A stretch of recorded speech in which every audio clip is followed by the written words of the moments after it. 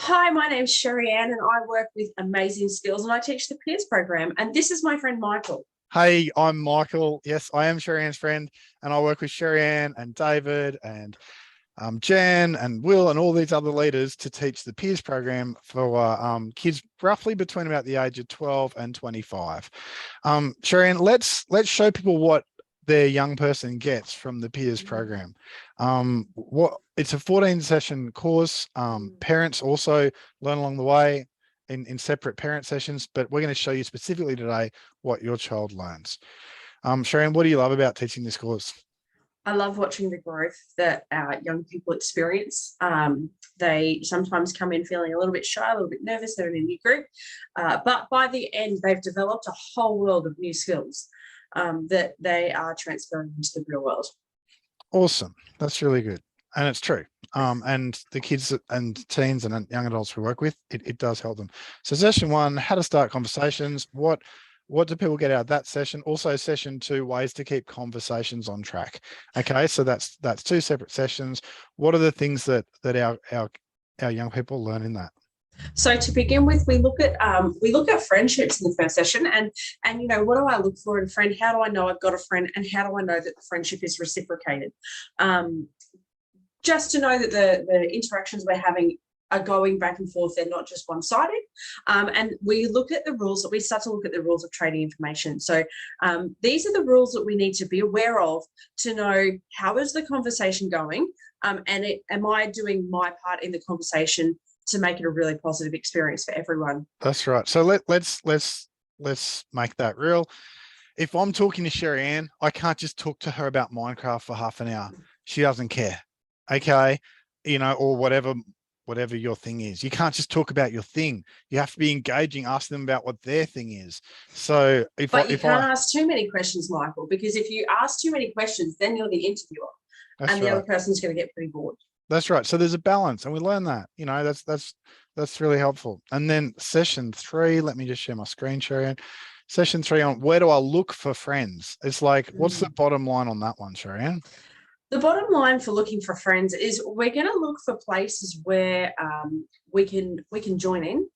And those people might have common interests. So for our younger people, so our earlier teens, we might be looking to places like Scouts or school choir, or we might be looking to church youth groups or wherever those groups are, or bowling. But for our older people, we've got access to social media. So if I really like bushwalking, I might be looking on Facebook to see, is there a bushwalking group in my area? And we're going to look to try and join those groups. That's right, because it doesn't make sense to look for friends in an area that I'm guaranteed to fail in. Okay. I really don't like table tennis that much. It doesn't make sense for me to go and hang out with people who are playing table tennis and look for friends, because they're going to want to do stuff that I don't really want to do. Okay. I love hanging out with my friends and, I don't know, watching movies. Well, I want to find other people who are like that. And in that session, we also look a lot about how do I know if this person is actually accepting me or if they're rejecting me, and what's my response. And then session 4, always one of our favorites. How do we do electronic communication? Okay, so what are the key things in this one, Sherry Ann, that you think our young people really need to learn? Yeah, look, we're looking at phone calls and how to make them. And the key point there is looking at how do we leave a voicemail message? Because the reality is, in this age, we avoid it. But our kids might find themselves in a job one day where they need to leave voicemail message. So that's a really essential skill. That's right. And we break it down. Like it's hi, it's Michael here. I was just phoning to see if you wanted to do such and such. Give me a yell, and have a good day, and then hang out. Like it's actually a formula. You and I as adults, we use that formula all the time, but your child can be taught that formula. And then things like text messaging. How many of our young people are basically spamming people on text? Hey, Sharon, how you going? Oh, she didn't answer. Oh, Sharon, are you there?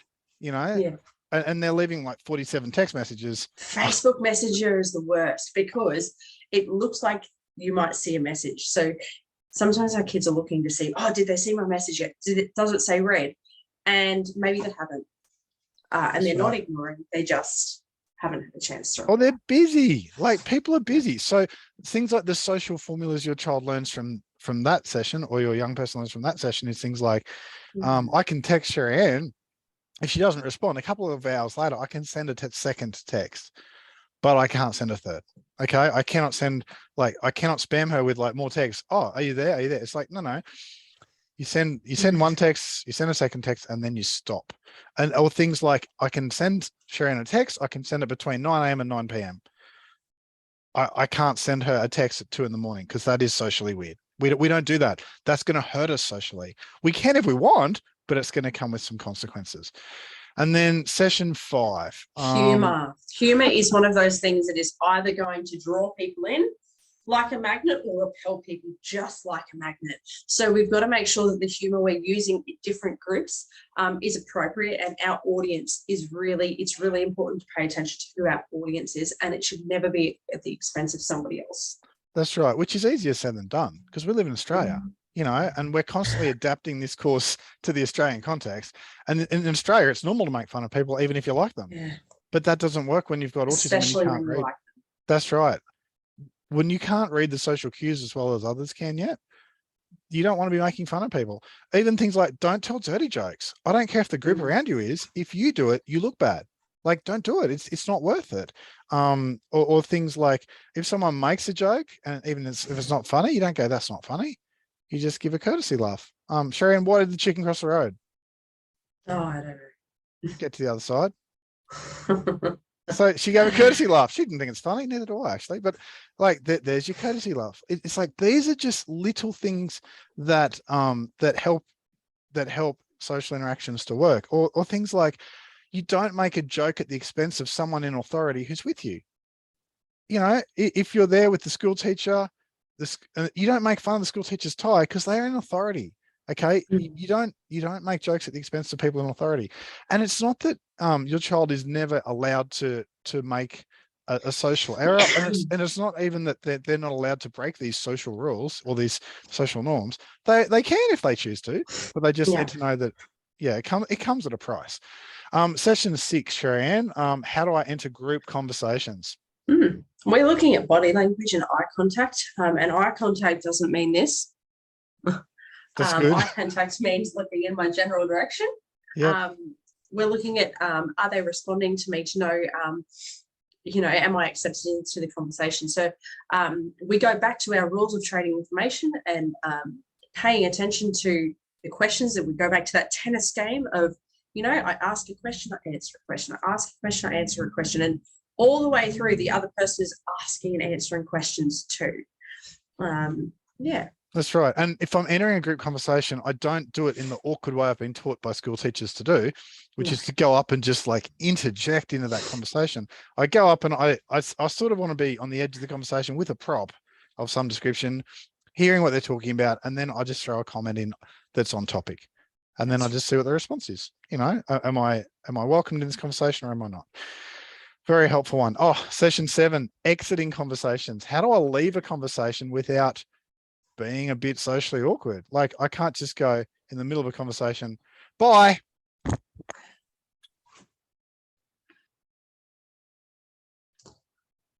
don't know what went through your head, Sharon, when I'm just like, bye.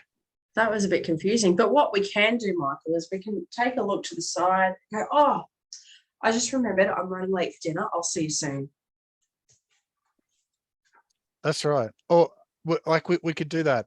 Or even take it to the next level of like as our students get a bit stronger, I'll see you soon, and I'll catch you later, or I'll see you soon. What are you up to later? Oh, that's really cool. All right, I'll catch you later. So it's like, it's making it normal to exit the conversation. It shouldn't be difficult, but it is difficult till you know those social formulas. And then session 8, this is where mums and dads come in very handy, because mum and dad, we need your help, because you're going to help your child actually experience a social get together. And for people who haven't done this course, they might say, hold on, I can't arrange for someone to have a social get together with my child because my child's never even had anyone over. It's like, but by that point in the course, your child's been taught how to start a conversation, how to keep it going, how to deal with humor, how to do all these things that are going to socially make it a bit easier. What are the key things that we cover in session 8 about how to do a get together, how to hang out with people? We've got a plan. we've got to plan our get together, which is great. So we're thinking about who are we having over, what are we going to do, when are we going to do it, and where are we going to do it. One of the big things here is making sure that we communicate. So we need to tell the other person that this is the plan and check that it's okay with them. That's right. It's like yesterday, my friend Greg came over to my place and I was like, Greg, do you want to go out for dinner or do you want to help me fix a fence? Because I had a fence that needed fixing. And we ended up fixing a fence, but I gave him options. And I had a plan before he even came. We'll either go and hang out and have tea or we'll fix a fence, A or B, like we'll enjoy it either way. But then the other thing for your child is things like we want to keep that get together short, you know, maybe like ideally about an hour. We want to keep that the tasks that we do not all conversational. You know, your child doesn't do coffee with a friend, okay? They sit there and they watch a movie or they play video games or they do something that's going to be socially easy and not demanding of skills they don't yet have.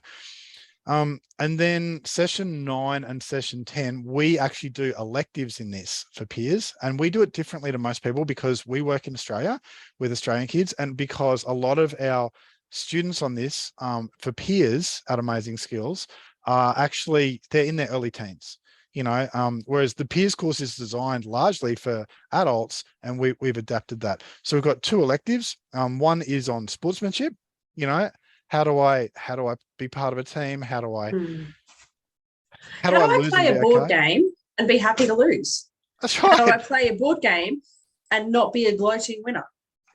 Exactly. Okay. So they're key skills, you know, because it's one thing to say, oh, I want my child to have friends. The other thing is, well, what about when they do have friends? How do we conduct ourselves? And then the other elective we have is on pre-dating skills. So not dating skills. We're not doing dating skills. We're doing pre-dating skills. What are the key things we need to know for a couple of years down the track if we are dating? It's like things like I can say yes or no to things, you know, things like, well, how do I even talk? If I'm a guy, how do I talk to girls? You know, like I've never talked to girls before. They've only just teased me, would be what some of our guys would say. So those sort of skills. And then after those electives, I guess everyone has it. After those we're going into session 11, which is handling disagreements. Handling disagreements. Yes. Yes. So handling disagreements, the way we handle a disagreement is really important, and it's all about staying really cool and calm. And you know what? That doesn't mean that I won't be infuriated on the inside for a little bit, and that's okay. This is where we're going to take a few deep breaths. We're going to tell ourselves it's okay, and we're going to talk about the disagreement because we need to come to a resolution. And that doesn't mean that 100% of what I get is what I want. Sometimes we have to agree to disagree, and that's all good because we're all different people. We all have different opinions. But the really important thing here is making sure we're using I statements and saying that we're sorry for whatever our part is in that. Now, that might be, I'm really sorry that you feel that way, because really all the person's going to hear is I'm sorry. That's right. And they just feel validated. Absolutely. And it's like, how many of the parents who are watching this wish their child would just learn to give a bit when it comes to disagreements? You can't have it all your way. And you've spent, 13 years, 15 years trying to teach your young person that, and they haven't yet learned it. Yeah. But they're happy to take it on board when we say it, because we're showing them the formula of this is what works, this is what doesn't work. And the whole goal of the end of a disagreement is that the relationship is still intact. Okay. Like the issue is not bigger than the relationship. Yeah. And then session 12, handling direct bullying, and then session 13, handling indirect bullying. Okay. So for direct bullying, if I make fun of Sherry-Ann, okay, she needs a way to be able to handle that. Okay. So let's imagine, Sherry-Ann, I'm not on your side. I'm not your friend. And we're at school and I'm like, oh, Sherry-Ann, I don't know. I feel bad. Sherry-Ann, you look really stupid. And then what would your response be? So what? Okay, well, let's do that again. Oh, Sherry-Ann, you look really stupid today. What's another response? Yeah, that's right. Whatever. Yeah, whatever. And then if it was to continue beyond that, she'll say whatever, and then she'll walk away. So she'll take back the social power. In fact, let's just do that, even though I feel bad. Oh, Sherry-Ann, you look stupid today. Oh, whatever. Okay. And then it's like, no, you really do look stupid. Are you having a bad day? Yeah. And you watch, and then she'll head off because she just doesn't need that stuff in her life. So she's taken, she hasn't sat there as a victim like, oh, he's making fun of me. You know, she's just been like, she's let the bully know that she's not interested and that they haven't had an impact, and she's walked away after she's like demonstrated that. And then I'm going to go and surround myself with people, because the more people are around, the less likely the bully is to come back. Absolutely. And and I mean, you and I as adults, we have to do that sometimes, let's be real. Yeah. And then there's handling indirect bullying. So you've got how do I deal with, sorry? That's our online stuff. That's Yeah. our online stuff. So we're not going to respond, and we can do the same thing essentially in online forums and surround ourselves with people. But we're not going to respond. We're going to let other people respond for us if it's appropriate. We're going to save our evidence, and then we're going to block them if it keeps going. We just don't, and we don't feed the trolls. Okay. We don't, just like in the real world, if someone's hassling me, I take back the social power by just being like, whatever, and off I go. We want to do that online. So we don't feed the trolls. We don't keep engaging with something. You know, if someone says, Michael, you look like an idiot, I don't go, oh, actually, I don't look like an idiot for these reasons. Like, no, I wrap it up and off I go, whether I'm online or in the real world. And then also indirect bullying around, how do we handle rumors? How do we handle people who are, you know, sort of, they're not directly confronting me, but they're setting me up to fail. So we look at basically the idea of, well, we just go, I can't believe anyone would think that. That's really weird. And we just shut it down that way. But there's social rules and social formulas that actually work in the real world. And then week 14, the last one, is we look at how do we use the skills that we've been learning over this period of time. How do we use them confidently? How do we implement this in the real world? How do we realize that social interactions are not a reflection of me? They're just a skill. And even if someone's mean to me or whatever, it's not necessarily about me. It's just they're having a hard day. Well, Sharon, this course is like, obviously you and I are very passionate about this course because we've seen hundreds of kids get so much out of it. What do you think are the key things that parents need to know about this course? Like, yep, that's the content. What else do parents need to know? That's a great question. Parents need to know that, you know, we're going to train you along the way too. It's not just about your child. It's actually about the whole family unit. And at Amazing Skills, we really care about that family unit. And that looks different for every family, but just making sure that we're all on the same page and we're all supporting your child. So that's right. So that's the big key thing, I think, Michael. And also celebrating the wins along the way. That's really good. So the helping your family, it might be, we run parent sessions where we're showing you, here's the skills that your child is learning this week and next week. So you can reinforce those skills at home, and you can praise your child when they're nailing it, when they're getting it on track, and you can create situations where they can use their skills. But also what you're saying about celebrating the wins. You know what? For someone else's child, their win might be, I don't know, they got a trophy at something amazing. For your child, their win might be they asked you how your day was going, and when you said it was a good day, they asked you why. That's a win. That's right. You know, so yeah, so we're people at Amazing Skills. You can find us amazingskills.com.au. We're very passionate about helping our kids with peers and our teens with peers and our young adults.